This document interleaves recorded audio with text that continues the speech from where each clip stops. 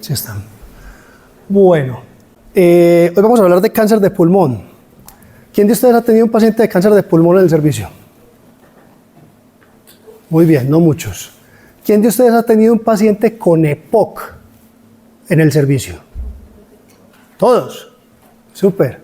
¿Quién de ustedes le ha pedido una tomografía de baja emisión de radiación como tamizaje de cáncer de pulmón a esos pacientes de EPOC? 5 personas. Muy bien, y tienen la indicación. Ese es el principal mensaje que nos vamos a llevar hoy a la casa. ¿Listo? Ese es el principal de todos, que se llama tamizaje, que es lo único que ha logrado disminuir la mortalidad en el cáncer de pulmón. Vamos a comenzar. Cáncer de pulmón, ¿por qué es importante? Una bobadita. El más mortal del mundo y aumentando todos los años. Incluso va por encima muchas veces de la sumatoria de algunos otros que siguen de ahí en adelante. Esto es datos de Globocan 2022, no tenemos en este momento nada más reciente pues realmente, pero seguimos más o menos así. Mortalidad, el más mortal del mundo. Incluso con una gráfica que supera la sumatoria de los dos que siguen. Y si usted se devuelve 1.800 personas, tengo problemas aquí, 1.800 personas muertas al año, 2.480.000 diagnosticadas al año, 73% muertos. ¿Por qué? Porque la inmensa cantidad de los pacientes a los cuales se les realiza diagnóstico de cáncer de pulmón están en estadios 3 o 4, no en estadio 1, cuando todavía son tratables y potencialmente curables, que los logramos encontrar es con el tamizaje. Segunda vez. Esto es la incidencia. No demasiado, pero bueno, estos casos por 100.000, como pueden ver, mortalidad volada, lo mismo que acabamos de ver realmente, distribución entre hombres y mujeres, obviamente es muchísimo más de hombres, pero más o menos desde el año 99, las curvas en las mujeres empezaron a dar la vuelta y empezaron a subir. Y hubo un punto donde estuvieron muy cerquitas que se creyó que se iban a cruzar entre hombres y mujeres, pero no. Volvieron otra vez a subir los hombres y las mujeres no bajaron tampoco. Esta es una gráfica también de Globocan como para ver más o menos la incidencia. Nosotros somos un país de media incidencia realmente, esta que tenemos acá, teniendo como muy alta, entonces países del norte y China. Yo estudié en Canadá. Esto es Colombia, teniendo en cuenta obviamente todo el subregistro que nosotros manejamos, ¿cierto? Bastante importante. Y parte de ese subregistro, gran parte de hecho, es culpa de nosotros mismos, porque nos da pereza colocar en el sistema los diagnósticos. Y eso sí sirve para esto. Y eso sirve para que después los políticos nos aprueben las medidas de salud pública para meter al tamizaje de cáncer de pulmón, por ejemplo, dentro de las guías y sí lo paguen. Para eso es que sirve colocar los diagnósticos. Muy importante. Aunque nos dé pereza, aunque nos quite los minutos que necesitamos. Pero también es muy importante ver esta gráfica, porque me parece increíble cuando la encontré, que de los países del mundo, Colombia es de los que más mortalidad en próstata y mama tienen. ¿Por qué? Por lo mismo. Y tenemos la mamografía, y tenemos la PSA, pero el tamizaje, ¿qué pasa con él? ¿Y qué pasa con el paciente, la paciente que le hacen la mamografía y le encuentran el nódulo, que es un BRAF alto, y vuelve a los 3 años? ¿Cierto? No hicimos nada. Ahora sí concentrémonos en esto. Factores de riesgo, cáncer de pulmón, el cigarrillo es el RR más grande de todos los cánceres que existen, excepto por el PBH, que ese lo superó anteriormente. Y ese es el único, el prevenible que tenemos por vacuna, obviamente. Pero entonces, todo ese mito, que si este fuma como la bandera mueca y nada que le da, y a mí sí me dio, sí, de malas, pues genética, no sé, otras cosas, pues, pero definitivamente sí. Que si dejo de fumar, entonces ahí sí me da el cáncer. No, qué pena, papito, pero esa no es la línea. También, obviamente, existen otras cosas, exposiciones ocupacionales, radón, que prácticamente todos estamos expuestos a esto, contaminación ambiental, obviamente las partículas pequeñas de las que tanto hablamos y nuestra ciudad tiene problema serio e incluso subdiagnosticado porque no seguimos las reglas de de la OMS en cuanto a porcentaje. Fumadores pasivos, sí tienen más riesgo que una población normal. Y obviamente la radiación ionizante. Esto creo que lo vieron ayer con Alejandro Cardona, posiblemente es un paso rapidito. Esta es la clasificación de la OMS que tenemos, la 2021, que es la última que tenemos de la clasificación. Pero realmente cómo lo manejamos nosotros, en todo el mundo se habla básicamente del cáncer de pulmón de células pequeñas y de células no pequeñas. Bueno, esto se me perdió. Esto es como seguimiento así, ¿cierto? Células pequeñas, células no pequeñas. De las células no pequeñas, entonces adenocarcinoma, escamocelular e indiferenciado y células pequeñas. ¿Cuál es la diferencia de esto? Una cosita adicional importante. Dentro de los neuroendocrinos, que está el pequeño, también tenemos los carcinoides. Y nadie habla de esto, pero les quiero dar un tipcito chiquito, porque siempre se nos pasa. Es el paciente joven, entre los 25 y los 45 años, son unos niños, ¿cierto?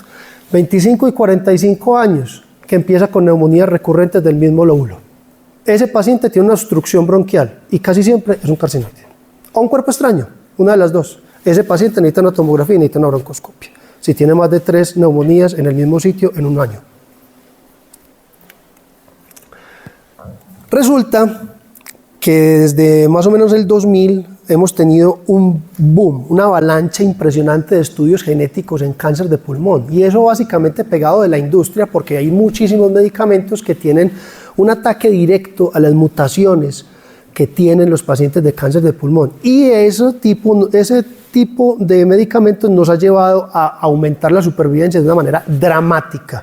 Dramática, estoy hablando que tengo pacientes en el consultorio que me debutaron con metástasis óseas y múltiples, 10 años vivos tomando la PEPA.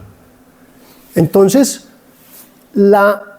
el pronóstico del cáncer de pulmón ha cambiado completamente, pero radicalmente, después de tener la disponibilidad de terapia genética o terapia target, como también se llama, y de la inmunoterapia, que enseguida vamos a ver un par de cositas de esto.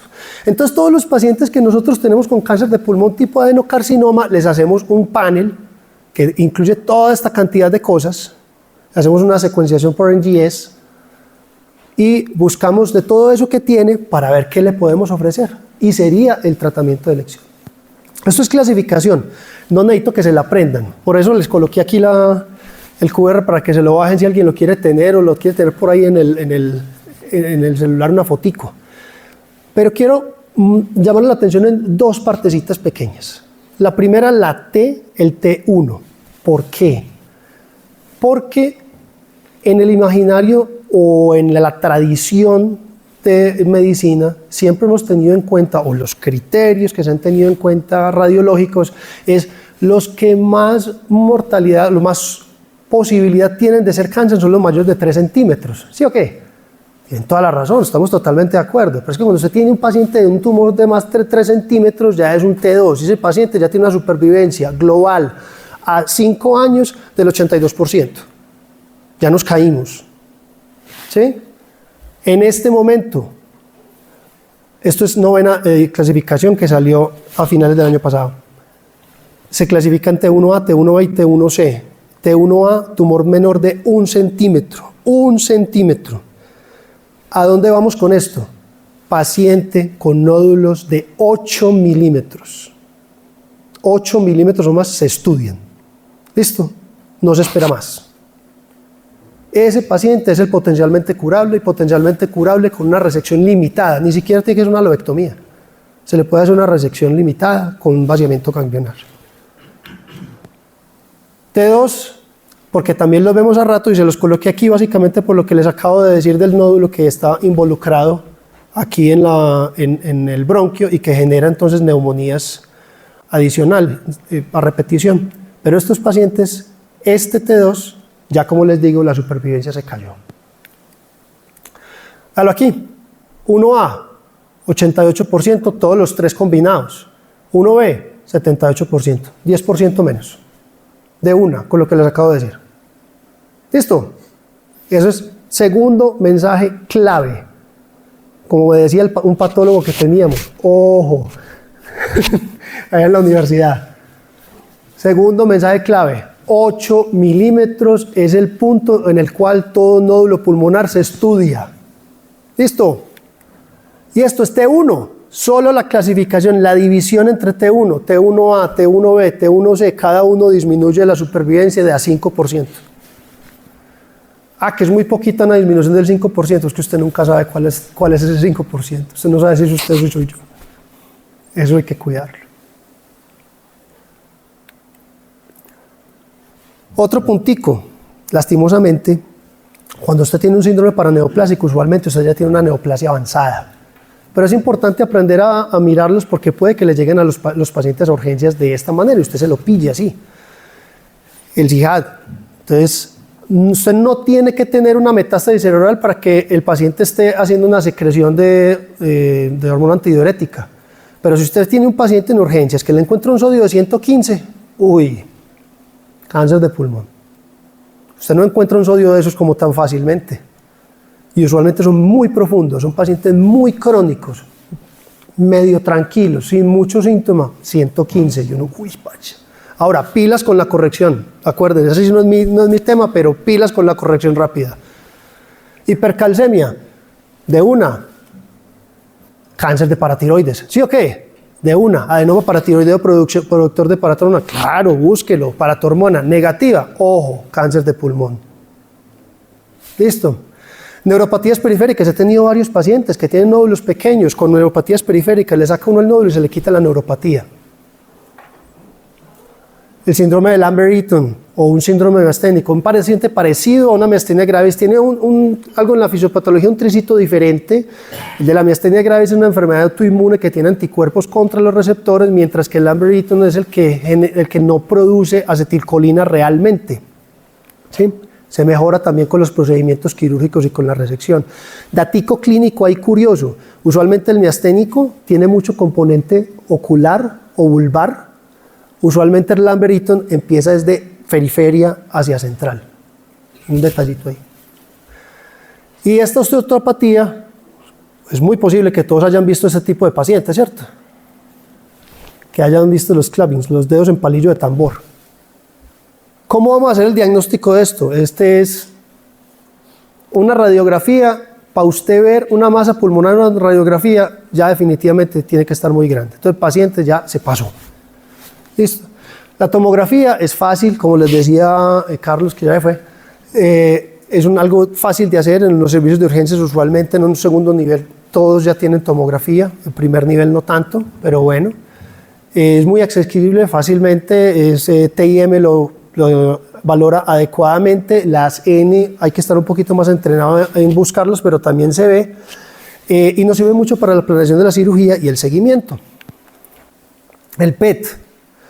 El PET es el gold estándar en este momento y tiene el detallito, y ahí también tiene que ver por qué los 8 milímetros, es porque el PET ve nódulos de más de 8 milímetros. Menos de 8 milímetros realmente la sensibilidad es casi el 50%, es muy baja.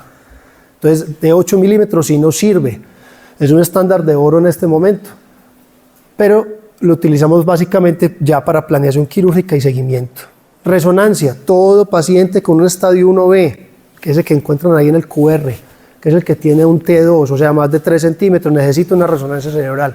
Detecta más de 30% más de metástasis que una tomografía contrastada de cráneo. Entonces no le manden tomografía contrastada de cráneo a este paciente, se le manda directamente la resonancia. Si no, yo le tengo que repetir la resonancia y son 2 exámenes más, es un gasto adicional.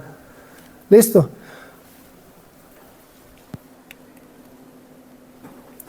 Ahora, también a veces puede servir como prequirúrgico. Con el doctor hemos tenido pacientes que le resecan la lesión cerebral, se les da quimioterapia y le podemos resecar la lesión pulmonar también, si es una lesión única, generalmente.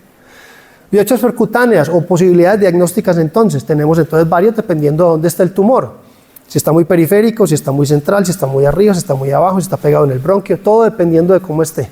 Este es más fácil cuando es periférico, obviamente, tiene algo de riesgo de neumotórax y de sangrado, obviamente se está perforando un pulmón, pero bueno, no es tan difícil realmente.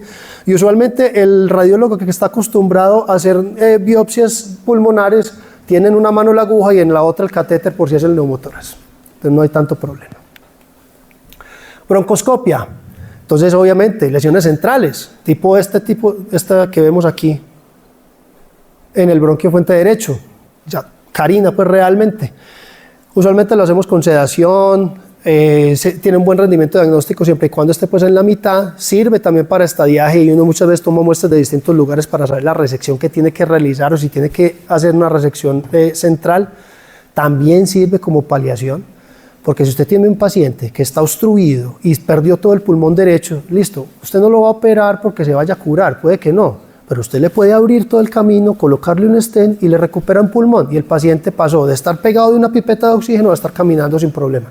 Entonces también tenemos posibilidad de hacer paliación. Y hay otra cosa que tenemos en este momento que es criobiopsia, que ahorita se las muestro, que nos permite sacar biopsias mucho mayores, no con la piecita chiquitica que cae por broncoscopio, sino bolas de hasta 7 milímetros, lo cual ya es un material patológico muy adecuado. IVAS o EBUS, en esto me entrené en Canadá. Básicamente esto es un broncoscopio que tiene un ecógrafo chiquitico en la punta, que sirve no para ver por dentro, sino por fuera, alrededor de la tráquea, alrededor de los bronquios, alrededor del esófago. Entonces básicamente uno logra ver todo el mediastino completo con la combinación de las dos técnicas, IVAS y US. Entonces uno puede biopsiar lo que sea, ganglios, masas, esófago, el mismo pulmón, masas mediastinales, lo que sea, realmente por ese mismo lado. Y uno mete por ahí una aguja que puede ir desde 19 hasta 25 French. Al principio se empezó haciendo con biopsia, con aspiración con aguja fina, pero ya hacemos biopsias con agujas 19 o 21 que sacan la lombricita de tejido que le sirve a los patólogos, y lo hacemos con el patólogo al lado. Alejo, que es el que estuvo allí, es mi patólogo que está ahí al lado cuando hacemos este tipo de procedimiento, y él de una está mirando, si me sirve, no me sirve, vuélvale a sacar, sáquele más, sáquele menos, y hasta en un 20-25% de los pacientes es capaz de decir, tiene un adenocarcinoma, estadio, ahí, en ese mismo momento, diagnóstico, estadificación, listo, con esto. Problema, poco disponible. Aquí en la ciudad solamente hay 2. Y yo soy el único que lo hago también por esófago.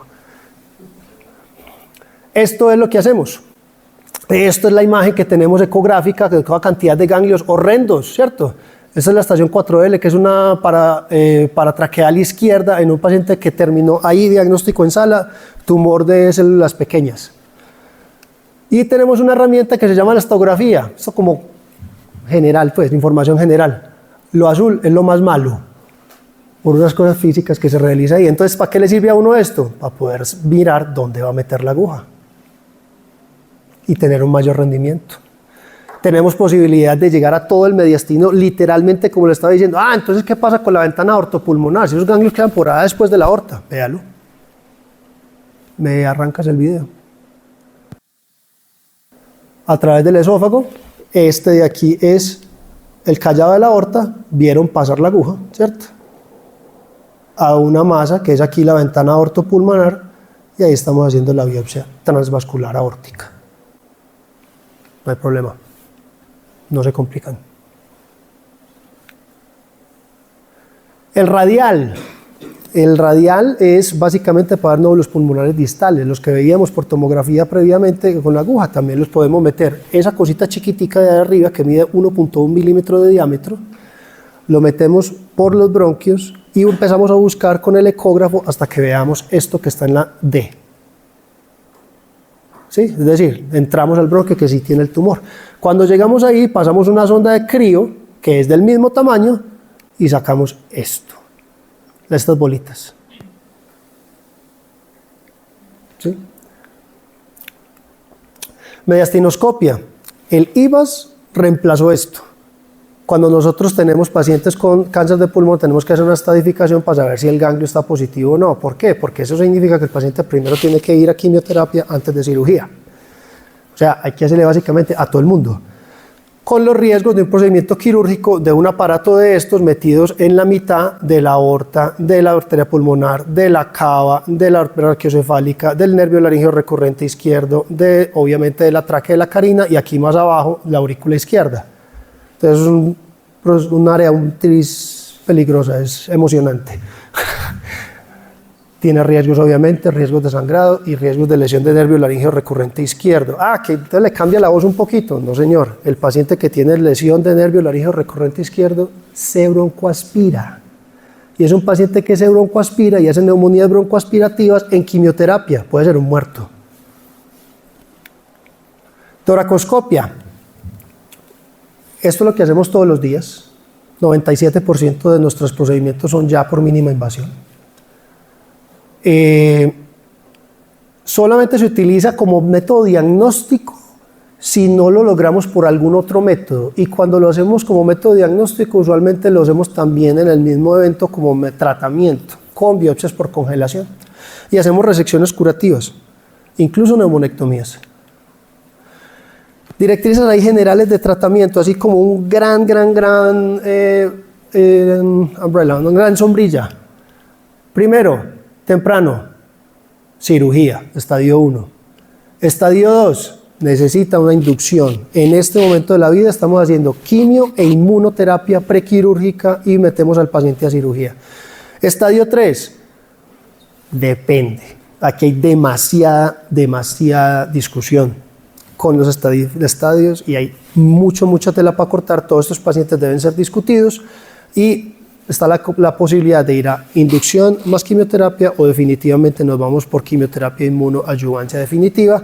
Y el paciente metastásico, ese sí es radioterapia, quimioterapia, terapia target, inmunoterapia, muchas veces resecciones o en algunas ocasiones resecciones o cirugías de tipo paliativo y un pedacitico por ahí, resección con intención tratamiento como el que les conté de las metástasis cerebrales. ¿Qué tratamientos tenemos?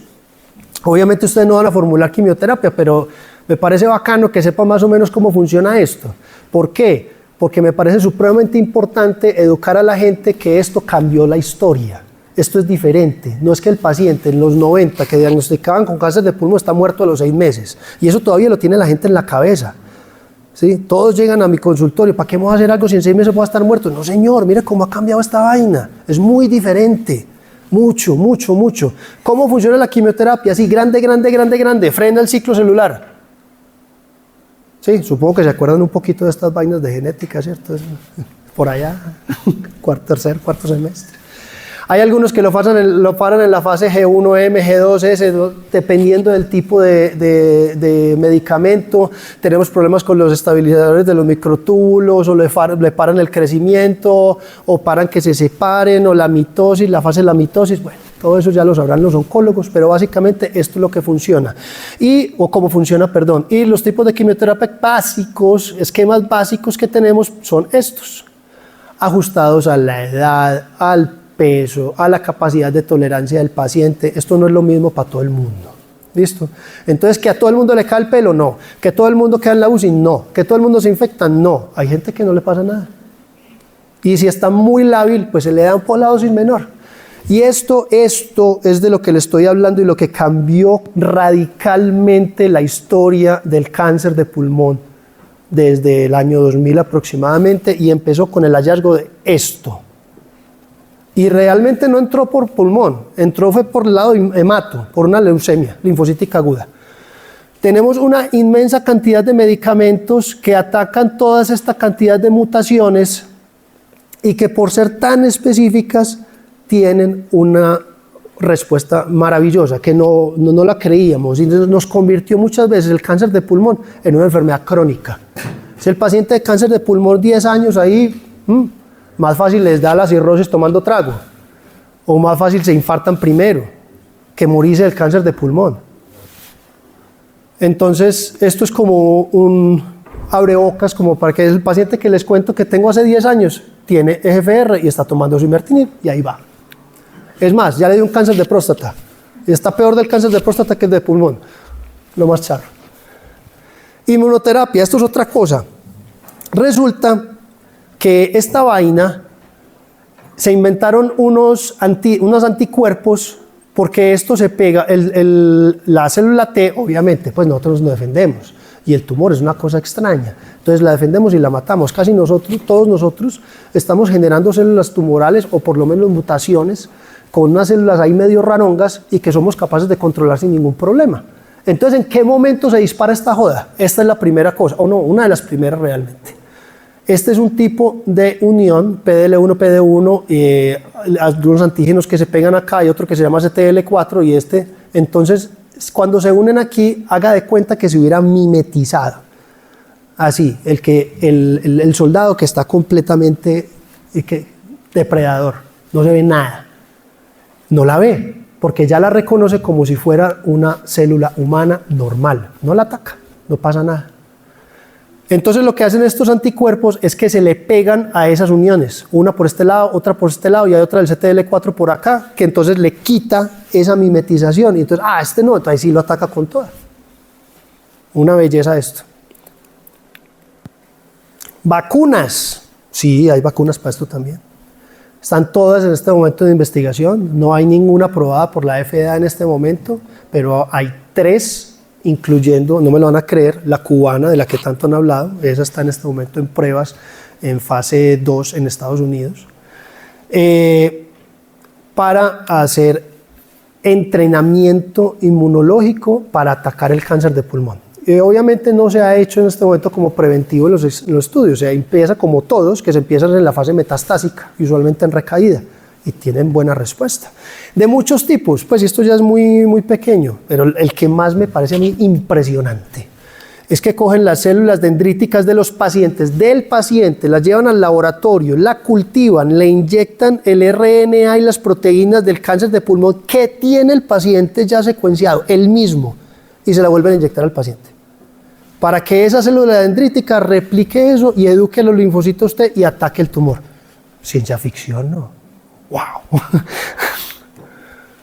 Radioterapia. Varios tipos. Ya no tenemos la radioterapia, pues gracias a Dios, de esa grandota que quemaba por todas partes que tantos pacientes de cáncer de mama tenemos. Ya tenemos unos mucho más dirigidos por tomografía. Hay una cosa preciosa que se llama el SBRT, que es capaz de meter prácticamente 40 grades en 1 centímetro cuadrado. Eso lo sabe muy bien el doctor de neurocirugía porque es supremamente bueno para cerebro, pero también sirve muchísimo para cáncer de pulmón y para las metástasis. Y protones, que no lo tenemos en Colombia en este momento, ahí en varios lugares del mundo, que aparentemente tiene una menor tasa de complicaciones, no mayor efectividad, sino menor tasa de complicaciones que la radioterapia normal, que es por fotones, formación general. Esto es la planeación de un SBRT.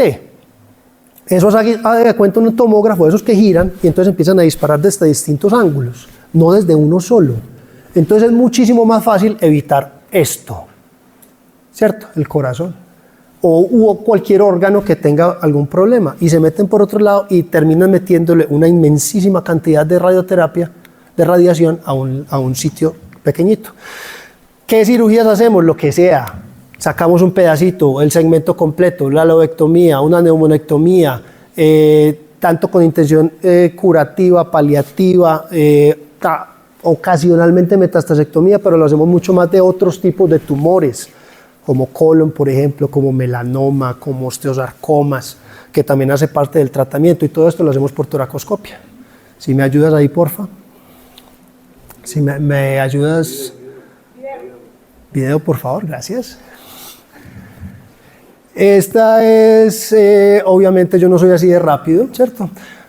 Pero esto es una lobectomía del lóbulo superior izquierdo en una paciente con un cáncer de pulmón. Esto es la disección del hilio pulmonar. ¿Podemos apagar estas luces de aquí arriba? Esta es la disección del hilio pulmonar. Entonces esta es la vena pulmonar superior, que en este sitio se divide en 3 segmentos o 3 ramas y otra cuarta posterior. Eso negro que están viendo ahí es un ganglio de la ventana aortopulmonar, entonces eso significa que aquí detrás está la arteria pulmonar y aquí arribita está el callado de la aorta, y esto blanco que ven aquí al ladito que estoy casi que cogiendo es el frénico. ¿Listo? Entonces todo eso lo tiene uno que disecar y todo hasta que encuentra pues el plano adecuado, lo levanta, lo diseca sin romperlo, a veces pasa, pero bueno, es controlable. Y tenemos también unos aparatos, estos obviamente por toracoscopia, por mínimas invasiones, sea por una o por 2 incisiones. Ahí pasamos detrás de la vena pulmonar, empezamos también a disecar un poquito la arteria pulmonar que está aquí arriba, la que es un poco aquí detrásito, esta que está un poquito más blanquita, enseguida la van a ver mejor.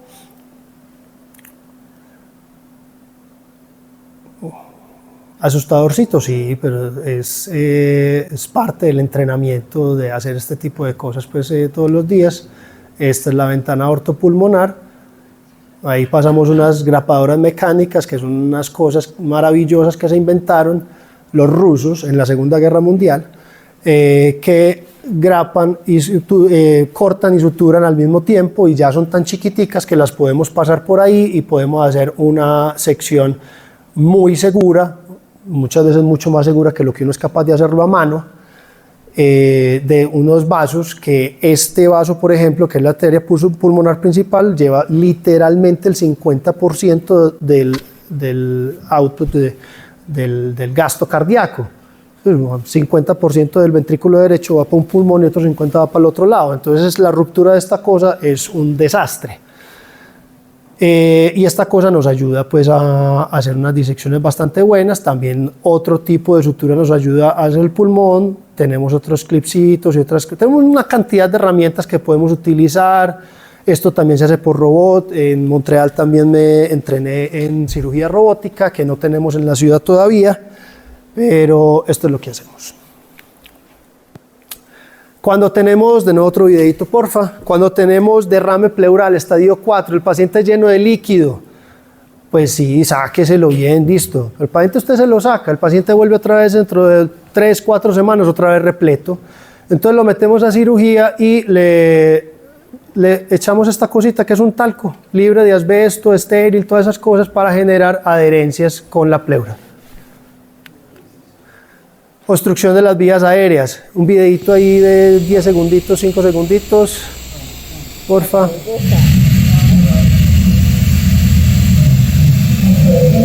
El otro, desobstrucción. Este es el mismo láser que mostró ahorita el doctor Carlos, y con eso vamos abriendo camino pues en el bronquio para devolverle al paciente la posibilidad de respirar. Esta es la último slide, la última diapositiva, y la dejé de última porque para mí es lo más importante, lo que necesita llevarse la persona que viene aquí para la casa, y se los dije al principio y se los voy a volver a repetir. Lo único que ha logrado mejorar la supervivencia en el paciente de cáncer de pulmón y en prácticamente cualquier cáncer es un diagnóstico temprano, ¿cierto? Muy lógico. Entonces, ¿por qué no lo hacemos? El tamizaje de cáncer de pulmón se hace con una tomografía que se llama tomografía de baja emisión de radiación, que en este momento lo hacen en cualquier parte que tengan un tomógrafo. Es más barato que una tomografía simple normal. Es más efectivo encontrando cáncer de pulmón que lo que es la mamografía encontrando un cáncer de mama. ¿Sí? Tiene un NNT menor. ¿En quiénes se hace esto? Mayores de 50 años que lleven 20 paquetes año. Todos. EPOC, ¿cierto? Ahí está. Todos los de EPOC. O los que lleven menos de 15 años de haber dejado de fumar.